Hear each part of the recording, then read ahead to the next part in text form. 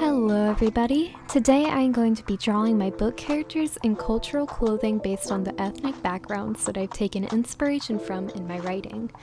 For years I have been working on a fantasy book, but it wasn't until the past few months that I've been serious about world building. For many countries and cultures, I've referenced real cultures, and I thought it would be fun to draw some of the clothing. I'm going to start with one of my favorite characters, Nakshatra. You can likely tell from her name that Nakshatra and the country she is from, Juvan, is inspired by Indian culture. Nakshatra is a spellcaster who draws power from the moon. I just think she's so gorgeous and an interesting character, so I knew I wanted to make this video just because of her. I adore traditional Indian clothing, so I'm going to design a lehenga with a dupatta. Forgive me if I pronounce anything wrong. A lehenga choli is a three-piece outfit made of the lehenga, a long skirt, the choli, a blouse, and the dupatta, a long scarf-like cloth, which some refer to as a Scandinavian scarf. I'm starting out with a basic outline of Nakshatra doing a more simple pose so that you can clearly see her clothing. Because this is my first video, I'm going to be doing a simpler style, that way I can get a hang of it and not spend too much time on one thing, so this might look a little more basic compared to the art I typically post on my Instagram. I'm just trying to get a little experience, so I'm making my first video pretty easy for me. That way I know what to do for next time, maybe what I messed up on, what I can do better. Speaking of which, guys, I'm gonna be so honest, I have so much more video than I do script. Like, I worked on a script, I thought it was good, but the footage just keeps going and I don't know what I'm supposed to be saying. I guess I should narrate or something, but somehow Past Bethany is still on the line art. Oh my god. I'm trying to make each character last 6 minutes and this feels like 5 years. This is going to be one of those things I shall work on for the next video. How to be interesting and how to talk, I guess. Anyway, I guess I'll just talk more about Nakshatra, Juvan, and Indian clothing. The lehenga choli is considered formal clothing, which makes sense because I see it most in wedding get ready with me shorts. 2 of the 3 characters I am drawing are going to be in formal wear because I'm going off of what I think looks pretty as well as what my characters are most likely to wear. Nakshatra is a mysterious, enchanting being. Although she's only a few years older than the main cast of characters, her wisdom and way of speaking in a charming manner makes many look to her in times where they need advice, as if she were older than she is, which is about 30. In my book, there are mages and spellcasters, who are both capable of wielding magic in different ways. Juvan is one of the few countries where the use of magic isn't banned, allowing Nakshatra to fully embrace her power. She always wears lots of jewelry, long, flowing clothing, and a witch hat, although I didn't include that in her cultural attire. Also, sorry if the audio sounds bad. I have a nice mic, but I don't really know how to edit audio that much.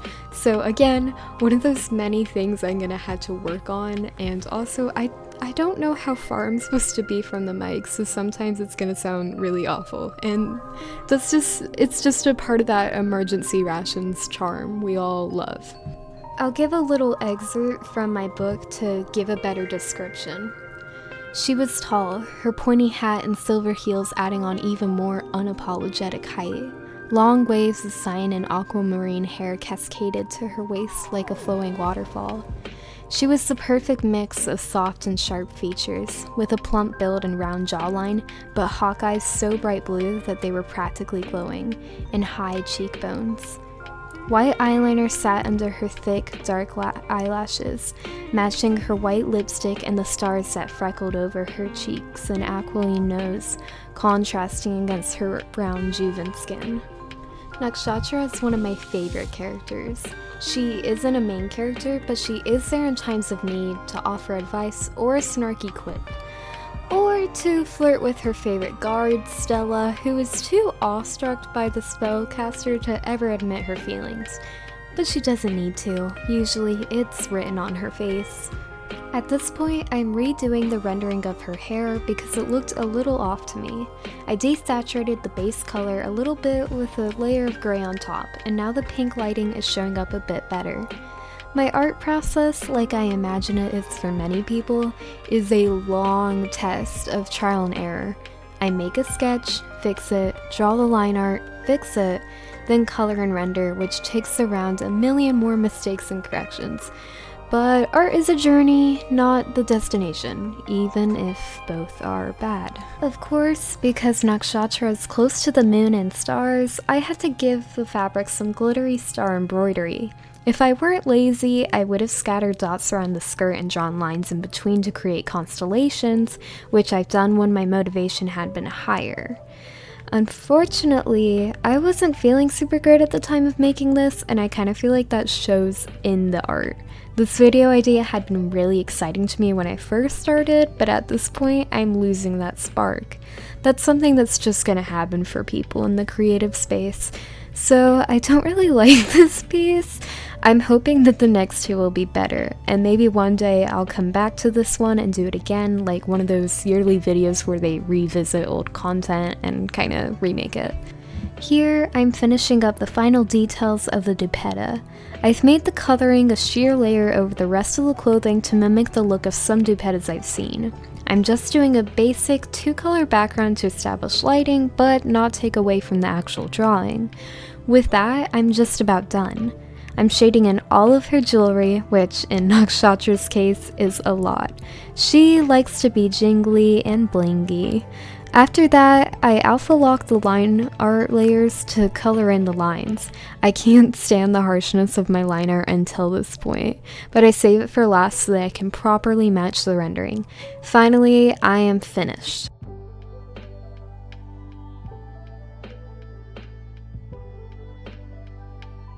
The next character I am doing is my protagonist, M. Emmeline is a French, Welsh, and German name, but I think her style of dressing leans most towards German. According to GermanCulture.com, the dirndl is a ruffled apron dress worn by German women that consists of a bodice or blouse and a skirt. Although this is typically the clothing of a servant girl because of its simplicity, now, when celebrating German culture, it's incredibly common to see women wearing dirndls at events like weddings or, of course, Oktoberfest. Although M starts out as royalty, I think she would prefer simpler, more movable clothing like a dirndl because of her disdain for anything that limits mobility, or more specifically, her ability to fight. She is a big fan of that. Even when I first started drawing, I put M in clothing similar to dirndls. I love the femininity of the lace-up bodice and skirt. It just made sense to draw her in an actual dirndl. As always, I'm starting with the sketch and line art. Immediately, I'm having an easier time with this piece. M was one of the first characters I've ever created, and I draw her more than anyone, so making another piece of her is just muscle memory. M is the Chancellor of the Kingdom of Helianthus, which doesn't take any inspiration from one country or culture because it is a bit different from the other nations in my book. It serves as a land for refugees and runaways escaping their old lives to build a new one. It has all kinds of people from all kinds of backgrounds, making it quite diverse. M just happens to have a German name, so I went with it. Despite being the leader of a country, she is far from the diplomatic type. She was raised to be a fighter, and a strong one at that. She is much more comfortable at a range with her bow and arrow than giving a speech behind a podium, making the dirndl a more sensible option despite her occupation. Although it doesn't fit her personality, I've always drawn M in feminine colors and clothing, especially bows. I guess it could be explained away with the idea of M trying to make an attempt to dress up because she couldn't when she was younger, or trying to make herself more formal due to her occupation. But really, it's just because I love bows and feminine colors. I never said I was good at writing or storytelling through my art. I just like doing it. I'm now working on the base color layer, which is always my favorite part. I find it really soothing, like using a coloring book, which is why sometimes you'll see me use a paint bucket, and other times I do it all manually. I'm making the blouse sheer, and I'll add lace later because many of the blouses I've seen in reference photos have some sort of lace incorporated in it. To reference the pink dress I've always drawn M in, I'm making the bodice and skirt a dark pink with a lighter accent pink. Next, I'm giving her some sheer tights. I make a layer of transparent gray, then blend in some of her skin tone to show that they're a little worn from her adventures.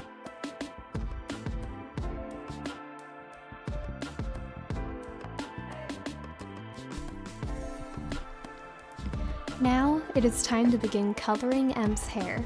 As you saw from Nakshatra's drawing, because it is a fantasy world, I like to include all kinds of unnatural colors and features, including different humanoid species, but those are for another video.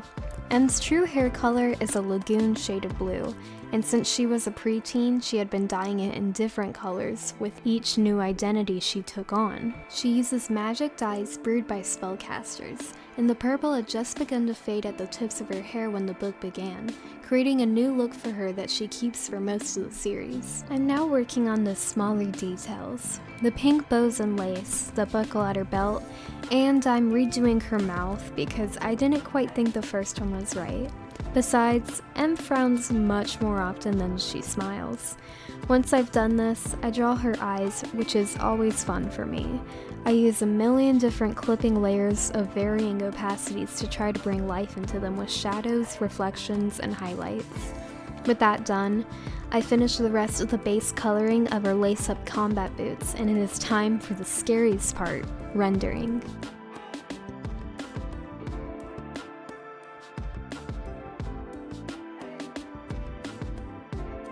With rendering, I always start with the shadows on the face. As earlier, I don't do anything too major, just subtle shadows and rosy cheeks. After all, we had to keep that attention on the German stare. Next, I begin shading in the fabric to bring more dimension into the skirt folds and other details, like the wornness of her tights. Because M is the protagonist and the perspectives are mostly from her, there isn't a lot of physical description of M most of the time. The descriptions I do have mainly consist of details that aren't featured in this piece, like her scars and her lack of sleep. Her personality is much more represented in the book. M is a rather cold person. It isn't that she's mean or trying to hurt anyone. That's actually the reason why she is more aloof. Her whole life has been a series of bad things happening, so she's convinced that anyone who gets too close will suffer the consequences. Underneath her armor, she genuinely cares for people and wants to help others, even if that means breaking a few laws. Next up, I shade the hair. I made the light blue, which in hindsight I probably shouldn't have done because the clarity between what's her hair color and what's the lighting is a little blurred. Oh well, I don't really care for this piece either. I guess it's a theme throughout the video. Once again, I am adding the final details. I add white lace to the sheer blouse, along with a background with blended out lighting and colored line art. I spend the last few minutes adding in any final touches. With that, I'm once more done.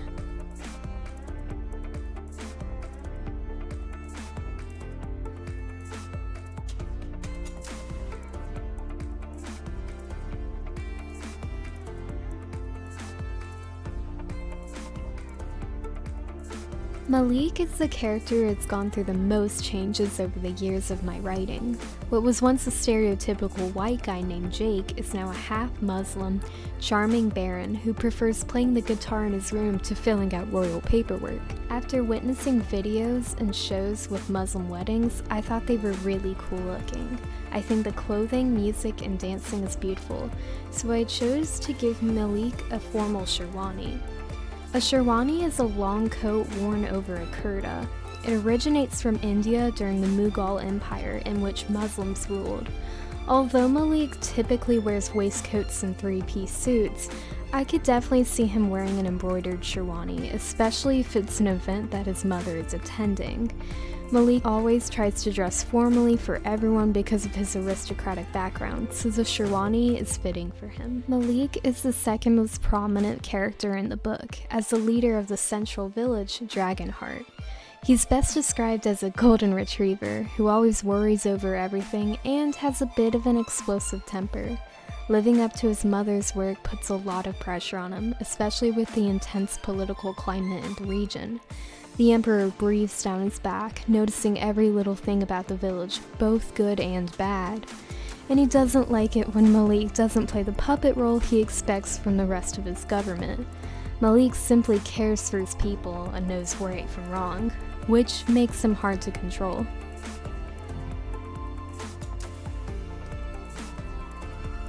Although he leans more towards agnosticism, Malik still practices some parts of his mother's religion out of his love for her and growing up with that culture. He often references Saras, the equivalent to Allah in this fantasy. I think he would have some traditional clothing that his mother bought him somewhere in his closet, and he would pull it out when she came to visit. Here's a brief description of him through M's eyes.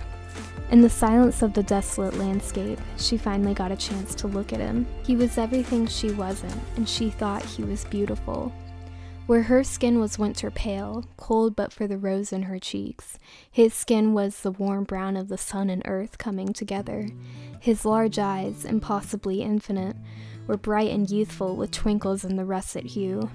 She could sink into them like one of his songs and never climb back out. Never want to. He was wearing one of his signature purple suits, like he did whenever he visited, but this wasn't another one of his happy festivities. She was the moon, forever revolving around his golden light, only reflecting what he shone. Malik is the closest thing M has to a best friend, although at various times in the book it is hinted that he did something to betray her. She's also not the only one. Malik is a sweetheart and very good at making friends, but he's also a person with flaws, so he's just as good as making enemies. In his line of work, he can't be everyone's favorite. Although I usually have a harder time drawing men, I think the more simple silhouette of this clothing is making this piece easier. To my surprise, I think it was the fastest portrait I finished, and probably my favorite. At this point, I'm already halfway done. Malik's favorite color is purple, so most of his clothing and accessories are in that shade, even his guitar case. Malik's father, a traveling bard, was passionate about music and taught his son everything he knew. It was the music that created his friendship with M. From Malik's perspective in the book, he even thinks an instrument sounds, which is also one of my ways of trying to give each one of my characters a really distinct voice. It's time to begin working on the details. I begin with his eyes, which are a defining physical trait for Malik. I am a sucker for big brown puppy eyes, so I always like to give him these warm hues and some lighter twinkles. Next, I work on the golden accents of his clothing and gold embroidery. I also adjust his head because the angle was bothering me. With that, the coloring portion is finished, and it's time for some shading and lighting.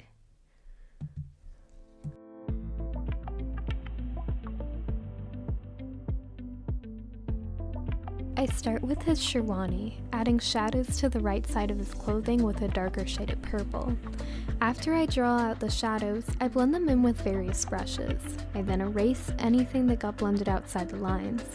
Next is the face. I add warm yellow undertones, blush, and shadows.